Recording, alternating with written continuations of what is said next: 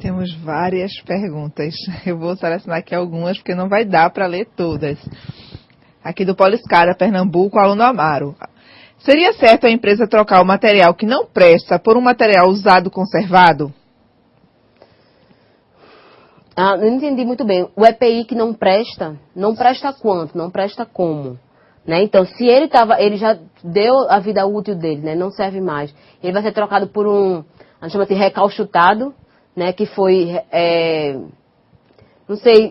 foi costurado, foi controlado. Não, isso não pode acontecer, tá? Então, EPIs que já foram utilizados, né? Mesmo que estejam em melhor estado de conservação, eles devem ser inutilizados, porque existe uma norma, aí falando um pouco da parte do meio ambiente, né? Existe uma norma, né, a NBR, né, 10.004, que ela fala dos riscos, né, de resíduos, né, e classifica como classe 1 esses equipamentos de proteção individual, por causa da patogenicidade que eles têm. Então, se um trabalhador ele já utilizou, vamos supor uma luva, né, e ele tinha fungo nas unhas, né, então ele utilizou e um outro trabalhador vai utilizar, ele também pode pegar um fungo. Então, isso não deve ser feito, tá? Vamos lá, do Polo João Pessoa, na Paraíba, o aluno Everaldo. Primeiro, peço para enfatizar a importância do uso da jugular. Segundo, como testar luva isolante de borracha?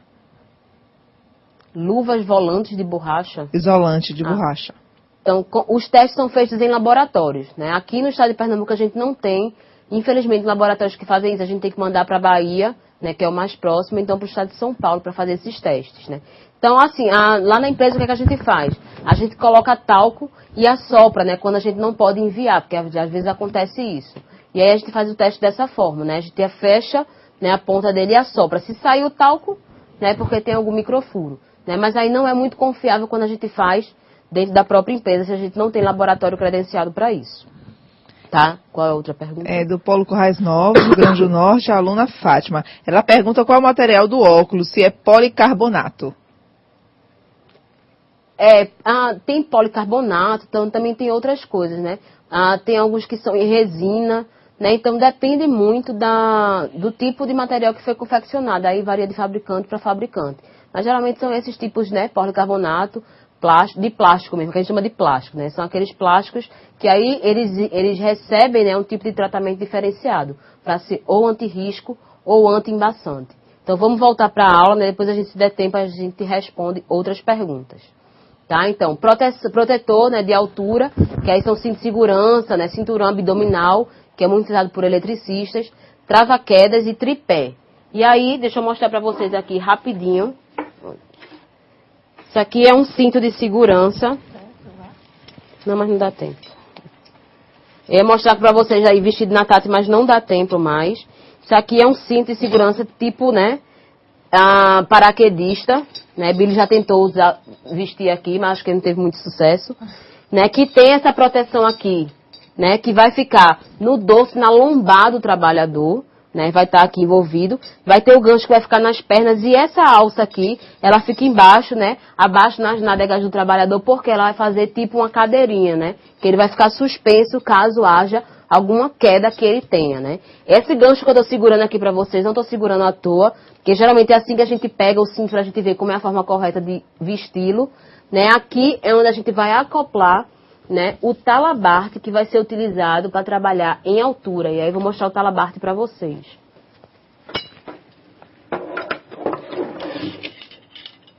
Isso aqui é um talabarte.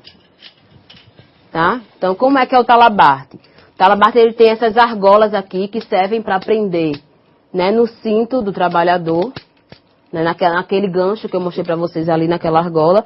E aqui são as travas que vai ser utilizadas para você acessar a linha de vida ou subir escadas, né, dependendo da empresa. E aí, por que em Y? Porque, por exemplo, existem, né, existem empresas que esse material, esse tipo de equipamento aqui, ele é utilizado para você subir escadas. Então, se ele tem apenas um gancho, o que é que vai acontecer? O trabalhador ele vai enganchar, né, num degrau da escada, mas para subir para o próximo degrau ele não vai ter que soltar. Então, esse tempo que ele vai tirar desse gancho para o outro, ele vai ficar, né, sem proteção. Então, ele vai estar solto e vai estar com risco maior de queda. Então, é por isso que se utiliza 2 talabartes, tá? Ou da talabarte em Y, desculpa. Né, com esses 2 ganchos aqui para segurar. E essa parte aqui, né, que fica aqui dentro, se chama absorvedor de energia. Né? Aqui dentro deve ter mais ou menos 50 centímetros, né, a mais. Por quê? Quando, né, o trabalhador sofrer alguma queda, isso aqui ele vai soltar e vai amortecer o impacto que vai receber na coluna do trabalhador. É por isso que a gente falou aqui que EPI ele não evita acidente, ele minimiza o dano. Porque se o trabalhador está fazendo trabalho em altura e ele leva uma queda, o que é que vai acontecer? Ele vai ter uma queda, ele vai lesionar a coluna, porque pode acontecer sim, né? Ele vai lesionar a coluna, mas aí se ele estiver utilizando um equipamento desse, aí ele não vai sofrer um acidente de cair e acabar morrendo, né? Porque estava fazendo trabalho em altura. Ele pode sofrer uma lesão na coluna e pode até ficar paraplégico, dependendo do tipo de queda que ele vai levar, né? E do equipamento que ele estava utilizando, tá? E aí, para mostrar para vocês aqui, né? Esse aqui é um cinto, né, vestido, mais ou menos nesse modelo que eu trouxe para vocês aqui, né, esse aqui é o cinturão, né, que é muito utilizado para subir em postes, né, o pessoal utiliza, e para levar ferramentas, né, isso aqui são as argolas, onde se coloca, né, o talabarte ou outra forma, ou outro tipo de gancho para você se segurar, se prender, né, ao poste.